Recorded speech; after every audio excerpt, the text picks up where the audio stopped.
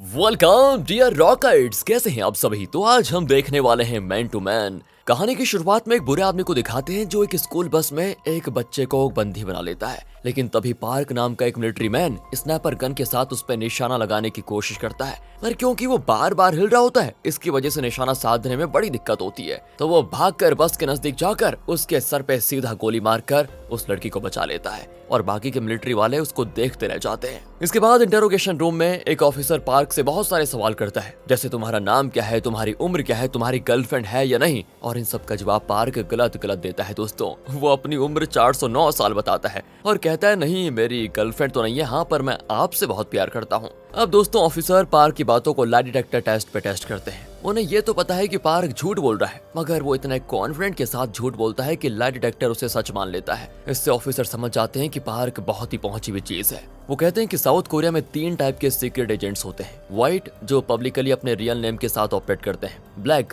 जो गुमनाम होकर बिना किसी नाम के रहते हैं। और फिर आते हैं घोस्ट एजेंट, जो कि फेक आइडेंटिटीज के साथ बड़ी ही चालाकी से काम करते हैं। मैं तुम्हें इंटरनेशनली घोस्ट एजेंट की तरह काम करवाना चाहता हूँ, मगर मैं तुम्हें एक सलाह भी देना चाहता हूँ कि कभी भी किसी पे भरोसा मत करना। वो भी कह देता है कि अरे आप बेफिक्र रहिए जनाब, मैं तो अपने आप पर भरोसा नहीं करता, आप दूसरों की बात कर रहे हो। अब अगले सीन में पार्क का नाम और पहचान बदलकर कभी इटली तो कभी जर्मनी में मिशन पे भेज दिया जाता है उसको। अगले मिशन में दोस्तों उसे 65 साल के लिबर्ट, जो कि जीबी कंस्ट्रक्शन का चेयरमैन है, उसकी जानकारी निकालने के लिए भेजा जाता है। और उस तक पहुंचने के लिए पार्क लिबर्ट की बेटी अना तक पहले पहुंचता है, जो कि सिर्फ 21 साल की है और वो अभी पढ़ाई कर रही है यूनिवर्सिटी में। उससे पार्क उसका प्रोफेसर बनकर मिलता है और पहली मुलाकात में वो अना को इतना इम्प्रेस कर देता है कि वो जल्दी उसकी गर्लफ्रेंड बन जाती है और उसे अपने डैड से मिलवाने के लिए अपने घर लेकर आती है। जिसके बाद अना के डैड समझ जाते हैं कि पार्क कोई नॉर्मल लड़का नहीं है। वो वहाँ की गवर्नमेंट के साथ मिलकर पार्क को जेल में भिजवा देता है दोस्तों, जहाँ पहले से रहने वाले कुछ रशियन सोल्जर्स कैदी उसे बुली करने की कोशिश करते हैं, मगर उसकी फाइटिंग स्किल्स के सामने कोई भी नहीं टिक पाता। जिसके बाद दोस्तों वो लोग उसके दोस्त बन जाते हैं और साथ मिलकर जेल से भागने की प्लानिंग करते हैं। पूरी प्लानिंग प्लॉटिंग करने के बाद ये जेल से भागने में कामयाब भी हो जाते हैं। जिसके बाद पार्क कहता है कि जो भी ये अंडरकवर मिशन होते हैं, इसमें काम करने से ज्यादा ये मैटर करता है कि हमने काम को खत्म किस तरीके से किया है। औरतों की सिंपैथी बुलेट प्रूफ जैकेट से भी ज्यादा काम की चीज होती है, पता है। लेकिन अगर उसी औरत को उसके लवर से धोखा मिल जाए तो उसका गुस्सा टाइम बॉम्ब से भी ज्यादा खतरनाक होता है। इसीलिए मुझे अना की लाइफ से इस तरह निकलना होगा कि वो कभी भी मुझे ढूंढने की कोशिश ना करे। तो दोस्तों, वो एक दिन अना को एक जगह पर मिलने के लिए बुलाता है। अभी अना रोड के उस पार होती है और पार्क दूसरी साइड पर अपनी कार में होता है। वहीं पर वो उसकी आंखों के सामने अपनी कार को ब्लास्ट करवा देता है दोस्तों, जिससे बेचारी अना को लगता है कि पार्क मर चुका है, मगर वो तो बच निकला था। दरअसल ये उसकी चाल होती है अना से पीछा छुड़ाने की। इसके बाद दोस्तों हमें स्कॉर्पियो नाम के एक सुपर विलन को दिखाया जाता है, जो कि शहर में तबाही मचा रहा होता है, मगर कोई भी उसका कुछ नहीं बिगाड़ पाता। वो तो अपने सुपर पावर से सभी को उठा के दूर फेंक रहा होता है और यहाँ तक कि गाड़ियों में भी आग वगैरह लगवा देता है। ओहो, फिर हमें पता चलता है कि ये कोई रियल इंसिडेंट नहीं है, बल्कि हॉलीवुड की एक सुपर हीरो फिल्म का ट्रेलर है। और इस फिल्म में कोरिया के मूवी स्टार जेम्स को कास्ट किया गया है,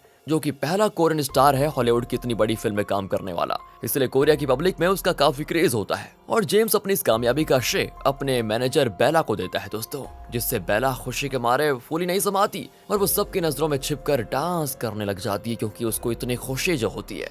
अगली सुबह की बात है, जेम्स को उसका पीए जगाने की बहुत कोशिश करता है, क्योंकि आज उनकी एक फिल्म की शूटिंग है और अगर जेम्स टाइम पे नहीं उठा तो उन्हें पहुंचने में बहुत देर हो जाएगी। काफी मिन्नतें करने के बाद जनाब जेम्स उठ जाते हैं दोस्तों और फिर उनके सामने ब्रेकफास्ट लाया जाता है। और जब जेम्स को पता चलता है कि उसकी फेवरेट जोंग्रो कॉफी सीधा जोंग्रो नाम की जगह से नहीं बल्कि उसकी लोकल ब्रांच से लाई गई है, तो वो बड़ा नाराज हो जाता है और जिद बैठ जाता है कि नहीं, मुझे तो जोंग्रो से लाई गई कॉफी ही चाहिए। पीए बताता है कि सर, आज इसी कॉफी से काम चला लीजिए, कल मैं आपके लिए वहाँ से कॉफी मंगवा दूंगा। मगर वो मानने को तैयार ही नहीं होता दोस्तों। वो तो कह देता है अपने पीए को, देखो मैं बिना कॉफी के ब्रेकफास्ट करूंगा ही नहीं, अगर ब्रेकफास्ट नहीं करूंगा तो मेरा बीपी लो हो जाएगा और शूटिंग के दौरान अगर मैं गिर गया तो मुझे कहीं चोट आ जाएगी और शूटिंग को और डिले होगा, देख लो। इससे अच्छा है कि तुम मुझे मेरी फेवरेट कॉफी ला कर दे ही दो। हाँ, थोड़ा सा लेट हो जाएगा, चलेगा। इन्हीं सब चक्कर में दोस्तों इन्हें शूटिंग में पहुंचने में बड़ी लेट हो जाती है और वहाँ जाने के बाद जेम्स सारा ब्लेम अपने पीए पर ये कहकर डाल देता है कि ये शहर में नया आया है तो ये खो गया था, इसलिए लेट हो गई। बताओ यार, क्या बहाना दे रहा है ये। दोस्तों इससे पीए भी सोच लेता है कि भाई क्या अजीब आदमी है, कहाँ नौकरी कर रहा हूँ मैं। आगे जेम्स एक दमदार फाइटिंग सीन को शूट करता है। दूसरी तरफ हमें एक सैम नाम का एक और कैरेक्टर से इंट्रोड्यूस कराया जाता है दोस्तों। एक्चुअली सैम के डैड पॉलिटिशियन थे जिनकी हाल ही में मौत हो गई है। साथ ही सैम ने अपने बेटे को किसी प्राइवेट स्कूल में पढ़ाने के बजाय उसका एडमिशन एक सरकारी स्कूल में करवा दिया होता है और इसी वजह से मीडिया वाले उसका इंटरव्यू लेने के लिए आते हैं, उसकी काफी तारीफ करते हैं। इसी बीच वहाँ पर सैम की वाइफ टेजा भी आ जाती है जो कि मिस कोरिया रह चुकी है दोस्तों।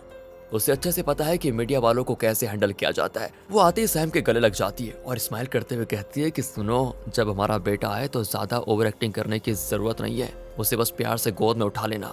और दोस्तों सैम बिल्कुल ऐसा ही करता है जिससे पब्लिक में उसकी एक बहुत ही बढ़िया इमेज बन जाती है। अब रात की बात है, वो एक ओल्ड पॉलिटिशियन को अपने घर पे चाय पे बुलाता है। रात को चाय पे कोई बात नहीं, और उनसे अपनी मर्जी से इलेक्शन से हट जाने को कह देता है क्योंकि अब सैम इलेक्शन लड़ने वाला है और वो नहीं चाहता कि उसका कोई स्ट्रॉन्ग कॉम्पिटिटर हो। मगर वो पॉलिटिशियन तो पीछे हटने का नाम ही नहीं लेता। तब सैम दोस्तों उन्हें क्या देता है पता होगा आपको, नोटों से भरा एक ब्रीफ केस खोलकर दिखाता है और कहता है कि अभी तो पैसों का लालच दे रहा हूँ, अगर आप नहीं माने तो मैं आपकी बेटी की जान भी ले सकता हूँ। तो बताइए कौन सा ऑप्शन बढ़िया रहेगा आपके लिए। और मुझे अच्छे से पता है कि वो कहाँ भी रहती है आपकी बेटी, समझ गए, उसका किसके साथ उठना बैठना है, सारी डिटेल्स मुझे पता है। क्या था दोस्तों, बेटी के चक्कर में पॉलिटिशियन डर कर उसका पैसा एक्सेप्ट कर लेता है। तब वो कहता है कि अरे कैसे हो आप, आपको इतना नहीं पता कि आजकल घूस लेते वक्त लोग वीडियो बना लेते हैं। दरअसल दोस्तों उसने पहले से एक हिडन कैमरा लगा के रखा हुआ था। अब वो उसी वीडियो को दिखाकर पॉलिटिशियन को ब्लैकमेल करता है और बिना पैसे दिए उन्हें इलेक्शन लड़ने से रोक देता है। बताओ, पैसे भी गए,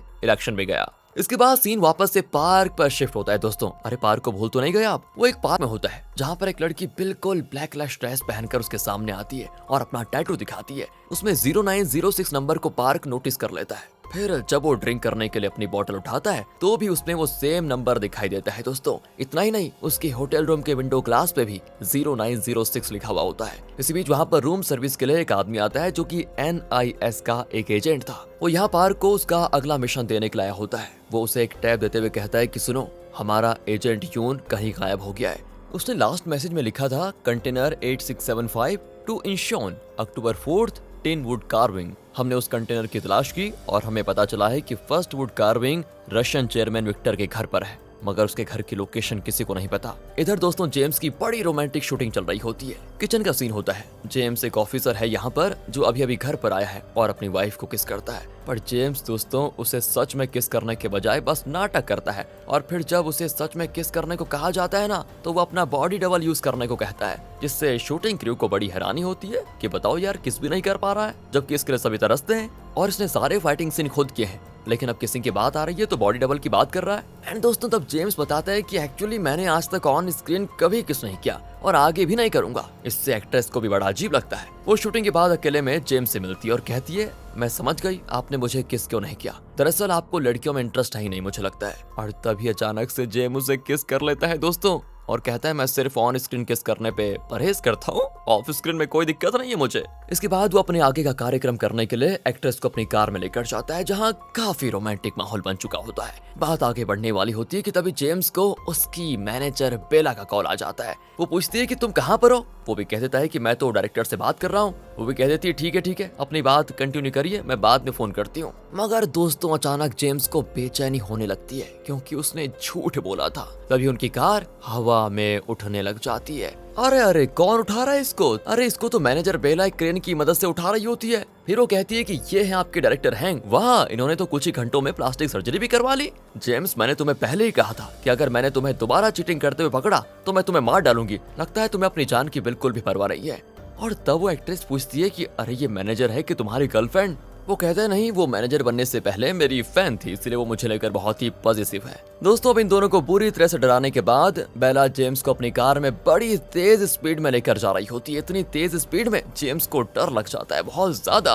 पर जब तक वो सच कबूल नहीं करता कि हाँ मैंने एक्ट्रेस को किस किया था, तब तक दोस्तों बेला गाड़ी नहीं रोकती और आखिर में वो बस इतना ही कहती है, तुम जैसे बड़े स्टार को डेटिंग करने का कोई हक नहीं है। हम जैसे फैंस का प्यार तुम्हारे लिए काफी होना चाहिए, तुम्हें औरों की तरफ नहीं देखना चाहिए। लगता है दोस्तों बेला के अपने ही अलग विचार हैं। इसके बाद एक बंदा जेम्स को चेयरमैन विक्टर के बर्थडे पार्टी का इनविटेशन देता है, जिसमें पहले तो वो बिल्कुल इंटरेस्ट नहीं लेता, पर जब उसे पता चलता है कि वो फोर्ब्स के 30 रिचेस्ट मैन अलाइव के अंडर आता है, यानी वो बेहद अमीर है और उसके नेक्स्ट हॉलीवुड मूवी में पैसे भी इन्वेस्ट करने को तैयार है, तो जेम्स तुरंत मान जाता है। और दोस्तों इनकी इस मीटिंग में पार्क नजर रखे हुए था। वो एक कैमरा से जेम्स की फोटो भी क्लिक कर देता है और ये चीज बेला नोटिस कर लेती है। वो आकर पार्क को खूब सुनाती है कि माना कि जेम्स एक स्टार है और तुम पेपराजी हो, मगर ऐसे ही तुम कहीं भी उनकी फोटो क्लिक नहीं कर सकते। प्राइवेसी नाम की भी कोई चीज होती है यार। तो वो पार्क से उसका कैमरा छीनकर सारे फोटोज डिलीट कर देती है। इस दौरान दोस्तों वो कैमरा में अपनी भी कुछ फोटोज देखकर पूछती है कि ओ मेरी फोटो क्यों खींच के रखी है तुमने?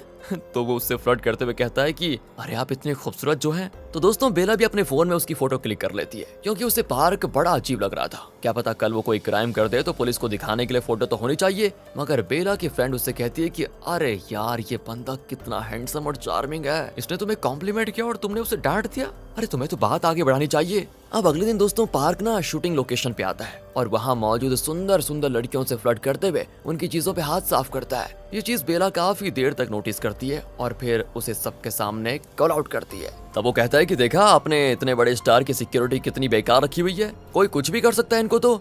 एंड दोस्तों इस चीज से जेम्स काफी इंप्रेस हो जाता है और उसे अपना बॉडी गार्ड बना लेता है। पर अगले दिन जेम्स जागने में फिर ड्रामा करता है। ऊपर से रास्ते में ट्रैफिक और मिल जाता है, जिसकी वजह से इरिटेट होकर वो अपने पीए पर भड़क जाता है कि क्या है ये। वो उसे मारता भी है दोस्तों। पर क्या है ना, ये चीजें पार्क से बर्दाश्त नहीं होती। वो कहता है कि आपको सेफली और टाइम से शूटिंग पे पहुंचना है ना, तो चलिए मैं पहुंचा देता हूँ। दोस्तों वो जेम्स को गाड़ी से बाहर निकालता है और फिर दौड़ते हुए उसे पास के मेट्रो स्टेशन पे लेकर जाता है और फिर यहाँ से उसे मेट्रो से शूटिंग लोकेशन पे लेकर जाता है। लेकिन यहाँ जेम्स को उस पर बड़ा गुस्सा होता है कि अरे तुम कर क्या रहे हो, यहाँ इतने सारे लोग हैं, वो मुझे पहचान लेंगे तो। मगर दोस्तों सभी लोग अपने अपने काम में बिजी होते हैं, कोई भी उस पर ध्यान नहीं देता। अब इससे जेम्स को थोड़ा इंसल्ट फील होती है यहाँ पर। तो देखिए वो सबका ध्यान अपनी ओर खींचने के लिए पार्क पे चिल्लाने लग जाता है और इस वजह से पब्लिक उसको पहचान लेती है और उसके पास ऑटोग्राफ और सेल्फीज लेने आती है, जिससे जेम्स बड़ा खुश हो जाता है। आखिर एक स्टार को और चाहिए क्या। लेकिन जब बेला शूटिंग लोकेशन पे पहुंचती है तो पार्क को बहुत झाड़ती है कि तुम जेम्स को ऐसे कैसे लेकर आ सकते हो, तुम्हें पता भी है कि पब्लिक एरिया में क्या क्या हो सकता है, उन्हें कुछ हो जाता तो। अब दोस्तों बेला को तो लगता है कि जेम्स भी काफी गुस्से में होगा पार्क के इस बिहेवियर को देखकर, मगर वो तो पार्क की खातिरदारी करने में बिजी होता है। दरअसल जब मेट्रो में लोगों ने जेम्स के साथ सेल्फीज पोस्ट की तो वो ट्रेंड करने लगा। वैसे ट्रेंडिंग में आने के लिए बहुत मेहनत करनी पड़ती है दोस्तों, काफी पीआर करवानी पड़ती है, मगर यहाँ तो देखिए फ्री में ट्रेंड करने लग गया वो। किसकी वजह से? पार्क की वजह से। और इसी खुशी में जेम्स आज जी भर के चिकन खाना चाहता है, मगर बेला मना करते हुए कहती है कि नहीं, अभी आपकी डाइटिंग चल रही है, अभी ये सब नहीं मिल सकता आपको। इसलिए जेम्स रात में चुपके से चिकन खाने के लिए निकल जाता है। पर जैसे वो खाने वाला होता है वहाँ पर बेला आकर उस पर हमला कर देती है, जिससे डर कर वो हाथों से ड्रमस्टिक लेकर भागने लगता है। दोनों खाली रोड में इधर उधर भागते रहते हैं, जिसके बाद पार्क जेम्स का हाथ पकड़कर एक पतली सी गली में खींच लेता है। दरअसल वो जेम्स को बेला से बचाने ही आया था, क्योंकि बॉडीगार्ड का काम ही तो यही होता है। अब उसके सामने जेम्स तो बच्चों की तरह मुंह बनाता है और कहता है कि प्लीज एक बाइट खाने दो ना।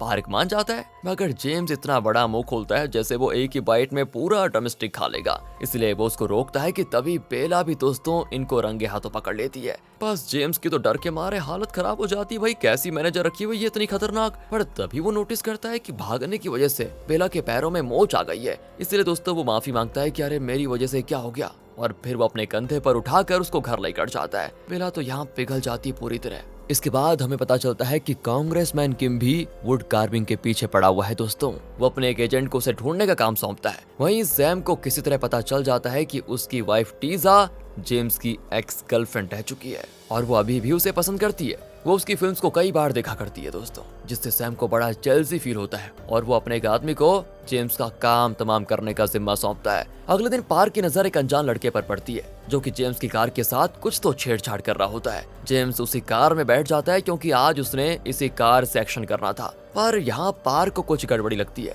तो वो उसके पास तो जाना चाहता है, मगर बेला उसे अपनी बातों में उलझाकर वहीं रोक लेती है। तभी जेम्स वॉकी टॉकी से बताता है कि मेरी कार का हैंडल और ब्रेक दोनों काम नहीं कर रहा। एंड ये सुनते ही पार्क पास में रखी पुलिस की कार से उसे बचाने के लिए निकल पड़ता है। साथ में बेला भी उसकी कार में बैठ जाती है।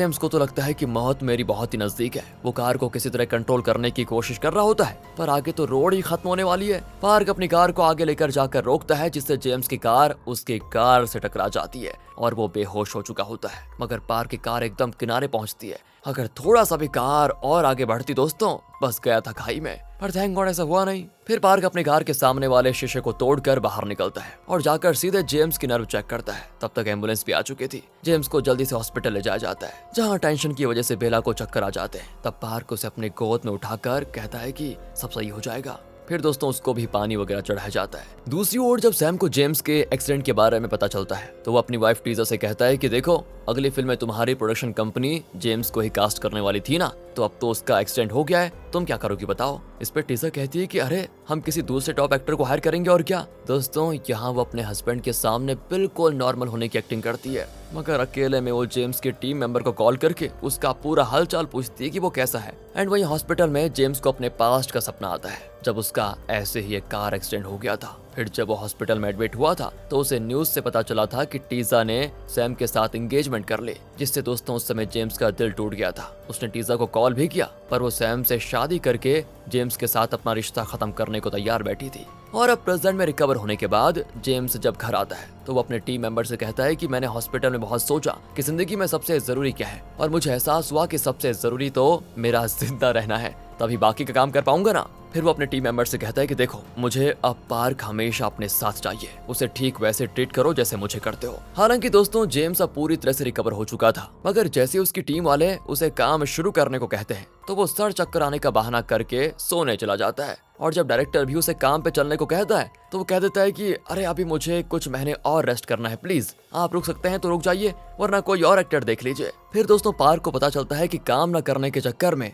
जेम्स रशिया से जो इनविटेशन आया था वहां जाने के लिए भी कैंसिल कर रहा है। तो पार्क परेशान हो जाता है दोस्तों, क्योंकि जेम्स के चक्कर में ही वो रशिया जा पाने वाला था। अब NIS का एक ऑफिसर टीजा का फ्रेंड होता है, तो वो उसे बता देता है कि जेम्स का एक्सीडेंट नहीं बल्कि किसी की सोची समझी चाल थी। हमने उस लड़के की जांच भी की जिसने जेम्स की कार के साथ छेड़छाड़ किया था, पर कुछ पता नहीं चल पाया। वो लड़का भी घोस्ट एजेंट की तरह जैसे कहीं गायब हो गया। इसके बाद दोस्तों पार्क को दिखाते हैं, वो जेम्स को थोड़ा समझाता बुझाता है और उसकी बात मानकर वो रशिया जाने को तैयार होता है। अगले सीन में ये रशिया में होते हैं। पार्टी में जाने के लिए बेला बड़ी सुंदर सी ड्रेस पहनती है, व्हाइट वाली। इसको देखकर पार्क उसको देखता रह जाता है। जेम्स भी बेला की काफी तारीफ करता है और फिर ये तीनों विक्टर की भेजी हुई कार में बैठकर उसके महल पहुंचते हैं, जहां दरवाजे पर ही इनका फोन जमा कर लिया जाता है। इसके बाद इनकी प्रॉपर चेकिंग के बाद अंदर जाने की परमिशन दी जाती है, मगर फिर भी पार्क अपने नेक पे एक छोटा सा हिडन कैमरा अंदर लेकर जाने में कामयाब हो जाता है, जिसकी मदद से NIS ऑफिसर भी पार्टी में जो हो रहा था वो सब कुछ देख रहे होते हैं। यहाँ वैसे कई सारे गेस्ट आए होते हैं, इनमें टीजा और उसका हस्बैंड सैम भी होते हैं।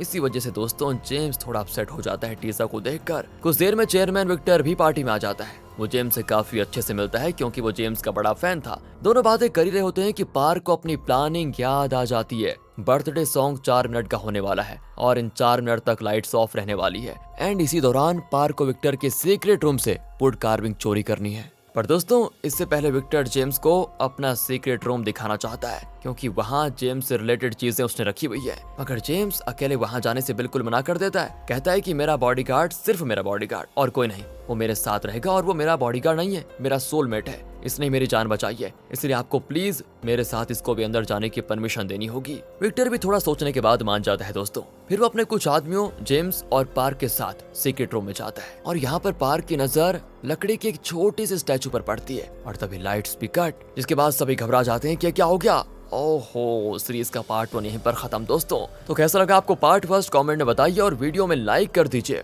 कमेंट्स करके भी बताइए, शेयर करके भी बताइए कि आपको अगले पार्ट की कितनी जरूरत है, तभी हम डिसाइड कर पाएंगे कि आपके लिए अगला पार्ट लाएंगे कि नहीं। वैसे लाएंगे, क्योंकि दोस्तों इस सीरीज में टोटल 16 एपिसोड्स हैं और हमें आपका सपोर्ट चाहिए, तभी हम इस पे काम कर पाएंगे। मिलते हैं आपसे अगली वीडियो में, ध्यान रखिएगा अपना and finally thanks for watching.